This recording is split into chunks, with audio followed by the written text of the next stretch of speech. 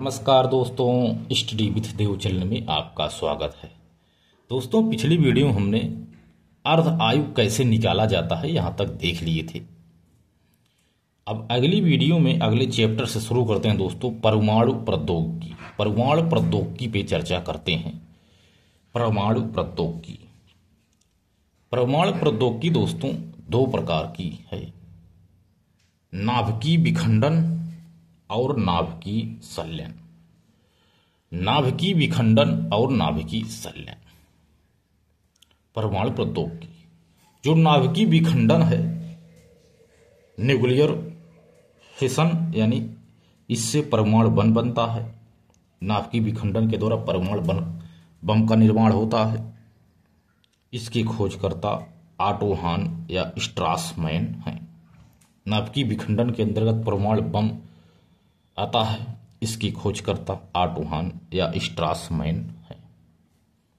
नाभिकीय संलयन, nuclear fission. नाभिकीय संलयन हाइड्रोजन बम पर आधारित है। इसकी खोजकर्ता है ट्रेलर इसकी खोजकर्ता। तो आइए सबसे पहले नाभिकीय विखंडन पे चर्चा करते हैं दोस्तों। नाभिकीय विखंडन क्या है?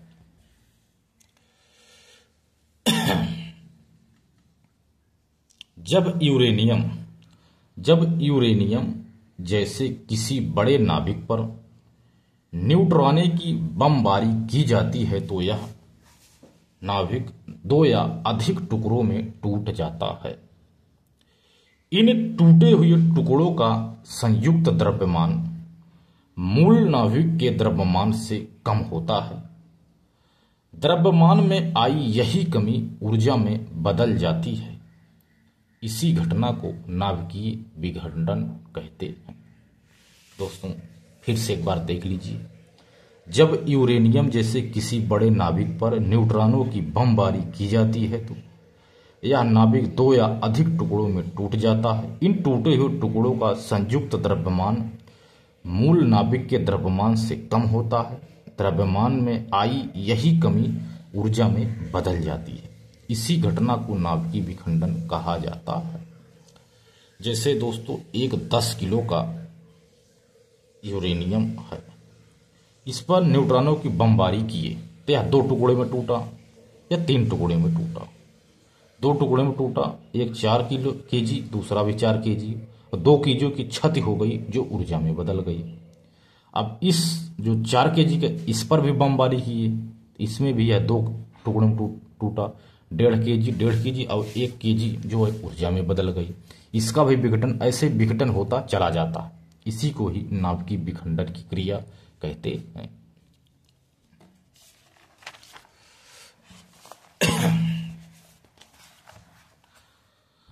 तो दोस्तों उपरोक्त से स्पष्ट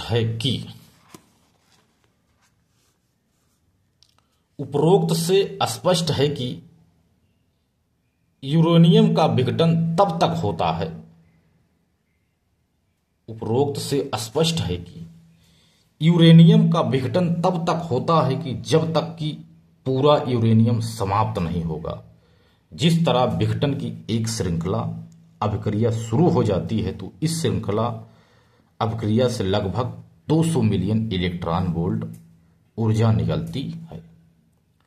यदि इस श्रृंखला अभिक्रिया को नियंत्रित नहीं किया गया तो यह महाविनाशक होगी। इसी को परमाणु बम कहेंगे। परमाणु बम से जो दोस्तों यह परमाणु बम है, परमाणु बम से निकली ऊर्जा में सब कुछ झुलस जाएगा। रेडियो विकिरण पूरे आसमान में फैल जाएगी। बरसात के साथ साथ पृथ्वी पर गिरते रहेंगे। इसी को नाभिकीय अवपात कहा जाता है। 6 अगस्त 1945 को हिरोशिमा में जापान में लिटिल बॉय नाम से परमाणु बम गिराया गया। 9 अगस्त को फाइट बॉय नाम से परमाणु बम गिराया गया था। यह नागासाकी पर था। आज भी इन दोनों शहरों में नाभिकीय अवपात के रूप में रेडियो विकिरण गिरा करते हैं। इसलिए आज भी इन क्षेत्रों में विकलांगता, कैंसर, प्रजनन क्षमता में कमी इत्यादि समस्याएं दिखाई पड़ती है।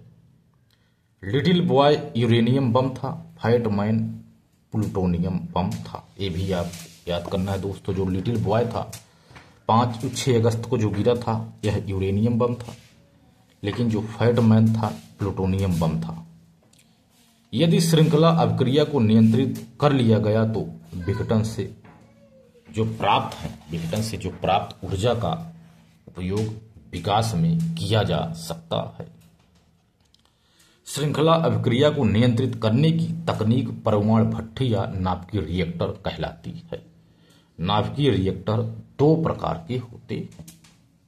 आइए देखते हैं दोस्तों, जो नाभिक रिएक्टर हैं यह भी 2 प्रकार के होते हैं। पहला है दाबित भारी जल रिएक्टर। दाबित भारी जल रिएक्टर पहला रिएक्टर है। ये नाभिकीय रिएक्टर है, परमाणु भट्ठी समझ लो। जैसे यूरेनियम है, इस पे न्यूट्रॉनों की बमबारी किया गया तो यह टूटता चला गया, लेकिन यह एक भट्ठी के रूप में है। यह पानी का एक हौज है, यहाँ जनरेटर लगा हुआ, भाप बन के इसको इसी में पूरा इकट्ठा कर लिया जाता है। इस भट्ठी के माध्यम से इस पे काबू कर लिया जाता है। तो दाबित भारी जल रिएक्टर जल के माध्यम से देखते हैं दोस्तों। नाभिकीय रिएक्टर में कंक्रीट की एक कैडमियम भट्ठी होती है। नाभिकीय रिएक्टर में जब क्रिया होगी तो इसमें कंक्रीट की एक कैडमियम भट्ठी होती है। इसी को इस या ग्रेफाइट भट्ठी में नहीं, नाभिकीय रिएक्टर में कंक्रीट की एक भट्ठी होती है। इसी भट्ठी में विखंडन कराया जाता है। ये कैडमियम या ग्रेफाइट है दोस्तों। नाभिकीय रिएक्टर में कंक्रीट की एक भट्ठी होती है। इसी भट्ठी में विखंडन कराया जाता है। विखंडन बनाने में मंदक न्यूट्रॉनों का प्रयोग किया जाता है। मंदक न्यूट्रॉनों का प्रयोग किया जाता है। इसके बाद न्यूट्रॉनों को मंदक बनाने के लिए हैवी वाटर का प्रयोग होता है। हैवी वाटर का प्रयोग होता है, इसीलिए इसे हैवी वाटर रिएक्टर कहा जाता है। भट्ठियों को नियंत्रण के लिए इस प्रकार के रिएक्टर में कैडमियम छड़ों या ग्रेफाइट का प्रयोग भी किया जाता है। विखंडन से प्राप्त ऊर्जा के द्वारा जल को गर्म किया जाता है और भाप की शक्ति का प्रयोग करके जनरेटर चलाया जाता है।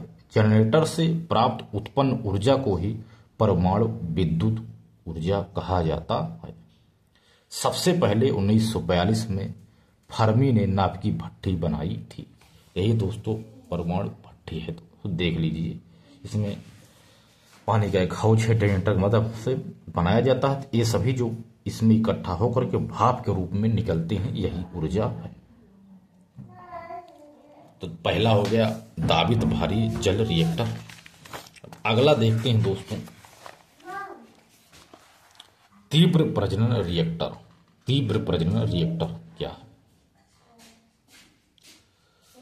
Fast breeder reactor. इस प्रकार के रिएक्टर VHWR से छोटे और टिकाऊ होते हैं। इनमें तीव्र न्यूट्रॉनों का प्रयोग किया जाता है, इसलिए इन्हें तीव्र रिएक्टर कहते हैं।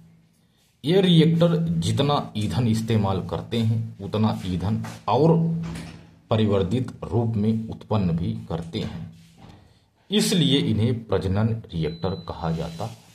दोस्तों, इस प्रकार के रिएक्टर VHWR से छोटे होते हैं और टिकाऊ होते हैं।